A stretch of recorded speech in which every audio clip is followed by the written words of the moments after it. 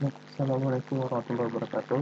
Eh, untuk materi pertemuan kita kali ini, kita akan membahas tentang materi sebelumnya tentang user interface vision, dan sekarang lebih kepada dialog vision. Nah, apa sih sebenarnya fungsi dialog vision di dalam interaksi manusia dan komputer? Nah, kita lihat dulu dari penjelasannya. Dialog vision adalah komunikasi antara dua pihak atau lebih. Dalam desain user interface, istilah dialog memiliki arti yang lebih spesifik, yaitu struktur komunikasi antara user dan sistem user. Nah, di sini sebelumnya ada 5 jenis dialog utama di dalam dialog desain. Yang pertama itu menu. Kenapa menu? Nah, coba kita lihat di sini. Menu dialog berbasis menu cocok untuk user pemula ataupun jarang mempergunakan komputer. Jadi untuk dialog desain menu di sini ya lebih kepada peruntukan untuk kepada orang yang awam di dalam menggunakan komputer atau orang yang jarang menggunakan komputer. Sedangkan untuk expert usernya, sistem menu masih bisa terima jika bekerja dari sistem cukup cepat untuk menghindari delete ataupun yang tidak tertentu, yang tidak perlu. Adapun contoh di dalam dialog desain menu adalah pull-down menu, pop-up menu, scroll menu, dan numerical menu choice. Nah, di sini ada beberapa keuntungan dan kerugian menu. Kita lihat pertama itu mempersingkat waktu trainingnya. Jadi untuk masyarakat ataupun untuk pengguna awam itu dia lebih untuk lebih pencarian lebih mudahkan ya, lebih mempersingkat waktu. Dan kerugiannya apa? Kurang baik jika terlalu banyak menu. Dan yang kedua, keuntungannya mengurangi pengetikan tombol key ataupun tombol kuncinya di dalam pencarian. Kerugiannya itu bisa mempengaruhi user yang sering menguasai sistem ataupun lebih kepada expert usernya. Kemudian keuntungannya yang ketiga itu membutuhkan sedikit memori komputer. Nah, karena apa? Karena di dalam penggunaan menu lebih kepada jalan pintasnya. Kemudian kalau seandainya kerugiannya itu membutuhkan banyak tempat di layar ataupun memenuhi layar yang ada di komputer. Kemudian dia lebih kepada struktur, jadi tidak cocok untuk entry data. Dia hanya menampilkan menunya. Kemudian ada sesuai dengan desain perangkat lunak. Dan yang toolsnya itu tool untuk desain menu yang tersedia. Sedangkan kerugiannya tidak cocok untuk dialog yang diawali oleh user. Kemudian kerugian terakhir menggunakan display yang untuk kerjanya lebih cepat. Nah, selanjutnya sini ada form fill-in. Apa itu form fill-in? Itu sangat berguna dalam dialog manusia dan komputer karena manusia sudah terbiasa dengan konsep mengisi suatu form. Nah, kita lihat kebanyakan di dalam beberapa sistem itu kita harus mengisikan form dulu untuk pengisian datanya. Maka sini keuntungan utama dari form fill-in adalah semua informasi bisa terlihat secara keseluruhan sehingga pemakai merasa tidak canggung dengan interface yang sedang dihadapi. Secara umum, form fill-in bisa dipakai oleh semua jenis pemakai karena semua pemakai sudah terbiasa dengan konsep mengisi form dalam kehidupan sehari-hari. Nah, berikut adalah contoh dari form fill-in itu. Nah, biasanya sini kita lihat ada kode pelanggan diisikan dengan key, kemudian biar supaya tidak ada yang sama, kemudian nama, alamat, kemudian telepon, kemudian ada keterangan di dalam pengisian data. Nah, di sini ada juga keuntungan dan kerugian form fill-in. Keuntungannya, manusia sudah terbiasa dengan pengisian form, kemudian mempermudah entry data, ada training minimal, ada membutuhkan sedikit memori komputer yang terstruktur, kemudian ada terstruktur, kemudian sesuai dengan desain perangkat lunak, dan ada tool untuk desain dialog tersedia. Sedangkan kerugiannya, penggunaan form fill ini sangat kadang lambat, kemudian membutuhkan banyak layar di tempat, kemudian tidak cocok untuk command selection, dan membutuhkan kontrol kursor di layar, kemudian mekanisme navigasi yang kurang jelas. Oke, selanjutnya. Nah, di sini ada dialog tentang common language. Apa itu common language? Common language yaitu biasa lebih kepada user expert ataupun lebih kepada pengguna yang sudah terbiasa dengan penggunaan digital. Yaitu pemakai mengartikan komen ataupun perintah tanpa prompt ataupun help dari sistem. Contoh yang paling sering dijumpai dari language adalah bahasa dan sistem operasi. Contohnya itu adalah bisa di DOS, di dir, copy, dan del. Misalnya di dalam Visual Editor bisa diketikkan S, pergi, atau reverse. Nah, sedangkan sini komandonya tidak memberikan petunjuk sedikit pun pada pemakainya. Sebaliknya, pemakai diharapkan untuk sudah mengetahui ataupun mempelajari komen-komen ataupun perintah-perintah yang ada di dalam sistem. Jadi, secara umumnya, berarti pemilihan nama atau pemilihan perintah sangat penting di dalam penggunaan command tersebut. Karena di sini user harus mengingat beberapa perintah di dalam menjalankan sistem yang ada di dalam komputer tersebut. Nah, di sini ada beberapa keuntungan dan kerugian command line.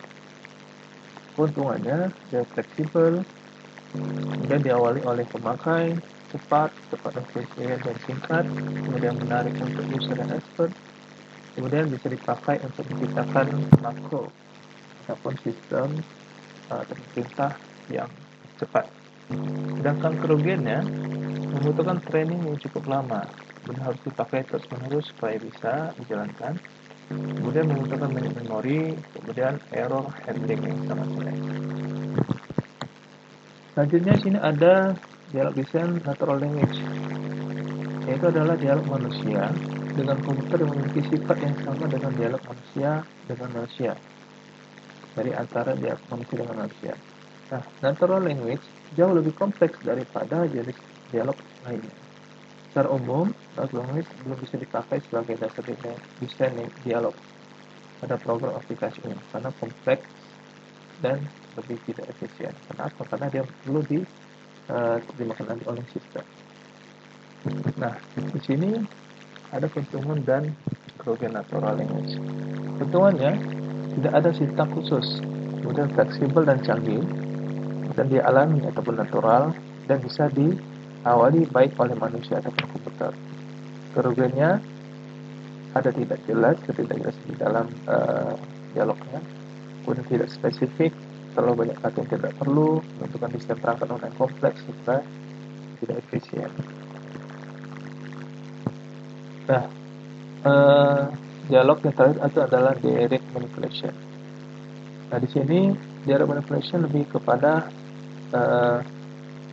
kemampuan di dalam mempresentasikan task ataupun kerja yang diberikan oleh pemakai secara langsung ke device output yang disediakan. Contohnya apa? Pemakai komputer biasa sudah biasa dengan interface ataupun Windows, icon menu serta pointer. Itu biasanya yang sudah biasa digunakan oleh pemakai komputer. Sedangkan yang diperlukan oleh Apple Macintosh. Nah, salah satu contoh dari direct manipulation itu bisa jadi screen editor, graphic simulator, dan video game yang ditampilkan di dalam sebuah sistem. Nah, di sini ada beberapa keuntungan dan kerugian direct manipulation. Pertama itu adanya analogi ataupun kemiripan, kemudian mengurangi waktu belajar ataupun penyesuaian, kemudian menarik secara visual dan canggih, singkat, dan tools untuk desain sudah tersedia. Sedangkan terdapat beberapa kerugian di dalam direct manipulation. Membutuhkan perangkat lunak lebih kompleks, membutuhkan display grafik yang cepat, membutuhkan tambahan input device ataupun mouse, membutuhkan keterampilan mendesain grafik, lebih sulit untuk diprogram, kemudian ada khusus icon, itu lebih kepada semantic mapping. Nah, di dalam dialog desain ada beberapa aturan, ada 8 aturan di dalam desain dialog. Pertama itu strict for consistency. Ini paling sering dilanggar, tapi juga prinsip yang paling mudah untuk diperbaiki jika terjadi ataupun pelanggaran di dalam desain dialog. Contohnya apa? Urutan action yang konsisten pada situasi yang unik. Kemudian istilah yang konsisten untuk form, menu, daya bantu dan perintah. Perkecualian, ada pengecualian sini ada penentukan password atau mengkonfirmasi, jadi itu harus dibatasi di dalam script for consistency. Kemudian yang kedua adalah enable frequent insert when use shortcut. Misalnya penggunaan singkatan ataupun penekanan tombol khusus, perintah-perintah tersembunyi, ada fasilitas macro dan response time dan decision rate yang lebih cepat. Selanjutnya, aturan yang ketiga ada design dialog to yield closure. Urutan action sebenarnya diatur dalam kelompok menu ke awal, tengah dan akhir. Feedback yang informatif pada akhir suatu action akan dilakukan dan dijelaskan selesai. Yang keempat offer simple error handling. Sebisa mungkin, desainlah sistem yang sedemikian rupa sehingga user tidak mungkin bisa membuat error yang serius. Nah, jika terjadi error, sistem harus bisa mendeteksi error dan cara mengatasinya. Dan yang kedua, user hanya perlu mengaktifkan bagian perintah error. Perintah yang mengakibatkan error tidak perlu mengubah state ataupun dari sistem ataupun aturan dari sistem. Dan sistem harus memberikan instruksi untuk membaca state keadaan sebelum terjadi error. Pattern kelima, ada permit usually reversal of action. Dan ini lebih kepada tombol atau undo. Nah, fasilitas ini memuaskan rasa ingin tahu dan user, di mana user bisa membuat action yang belum merupakan ada yang aman. Karena bisa katakan dia bisa sesuatu yang tidak diinginkan. Bagi tertentu menyiapkan efek tertentu untuk tingkat action, data input, dan informasi yang terlihat di dalam sistem, contohnya di dalam penggunaan Office atau Word. Kita ada fasilitas juga ada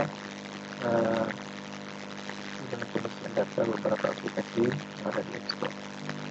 Di aturan ke-6 ada optional automatic feedback. Jadi perasa action harus ada feedback konsisten. Misalnya apa? Untuk frequent atau lebih sering dan nilai action atau ada spesifik. Misalnya untuk infrequent atau jarang dan nilai action harus lebih jelas dan ini harus ada aturan di dalam dialog design di dalam sebuah sistem. Kemudian aturan yang ke-7 ada support internal locus of control. User yang sering menggunakan sistem mengatakan bahwa mereka bisa mengontrol sistem dan responnya jika terjadi respon yang tidak dikehendaki.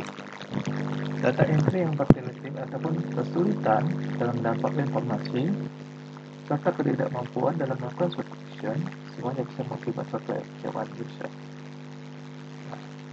Di sini game menyarankan bahwa user harus berfungsi sebagai initiator of action, bukan sebagai responder. Tapi game ini benar-benar sebagai seorang avoid accessory. Dan aturan ke-8 yang terakhir itu adalah reduce short time memory load. Manusia memiliki kemampuan short time memory yang terbatas, sehingga tampilan informasi pada layar monitor haruslah sangat dan sederhana. Multiple page harus dikonsolidasi, pergerakan bisa dikurangi, auto scanning harus dialokasikan untuk kemudian mnemonic dan urutan action. Baik, untuk materi hari ini, jika ada yang mau didiskusikan, silakan ditanyakan. Sekian, terima kasih. Assalamualaikum warahmatullahi wabarakatuh.